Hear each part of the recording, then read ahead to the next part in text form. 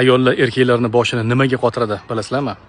Aslida sabablari ko'p, lekin bugun biz bittasi haqida gaplashamiz. Muammoni aytamiz va uni yechimini ham aytamiz. Faqat videoni oxirigacha ko'rishinglar kerak bo'ladi. Kechagina bitta aka bizga aloqaga chiqdi va xotini bilan oxirgi paytda juda ham ko'p urushayotganligini aytishdi. Tinmasdan telefon qilib, qayerdasiz, nima qilyapsiz, qachon kelasiz, kim bilansiz, shu va shu kabi holatlar. Suhbat davomida biz so'radikda, kenaya o'zi nima ish qiladi? Uyda o'tiradi. Keyin aka, ayolingizda biron bir hunari, kasbi bormi?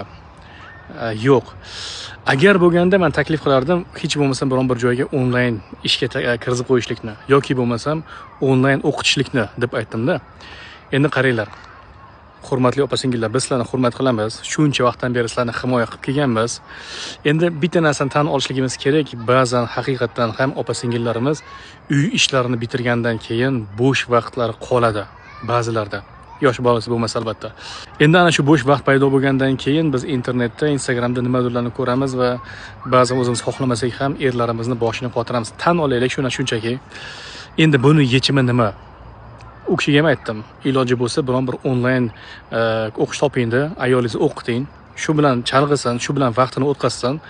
Sizni muammoingiz shu bilan yechim bo'ladi. Sizlarga ham taklif qilaman, ayolingizni agar sizda shunga o'xshash holatlar bo'lsa, kasbi hunari bo'lsa, biron bir joyda onlayn ishlatinglar, uyda. Agar ko'chaga chiqishlikka ruxsat bermasanglar. Instagramda storiyada biz savol-javob ham qildik.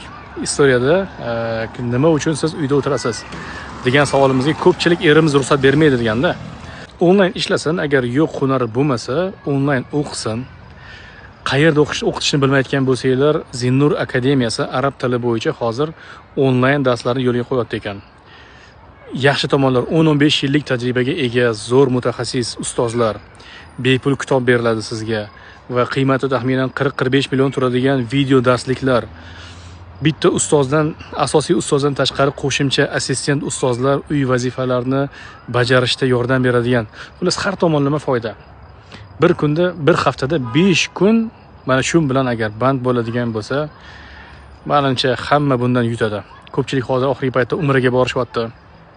Umraga borgan paytda ham mana shu arab tilida kurslarda o'rgangan narsalarni o'sha yerda borib turib gaplashadigan bo'lsa, siz ham maza qilasizda, faxrlana olasizda. Hammaga foydali bo'ladi. Muammo bor, haqiqatan boshinglarni qotirayotgan bo'lsa, bunga mana shu tomondan yechim qidirib ko'ringlar. Onlayn ishlatinglar yoki bo'lmasam onlayn o'qitinglar. Zinnur akademiyasini men belgilab ketaman. Kimgadir qiziq bo'lsa, aloqaga chiqinglar, sizlarga hamma ma'lumotlarni batafsil aytib berishadi.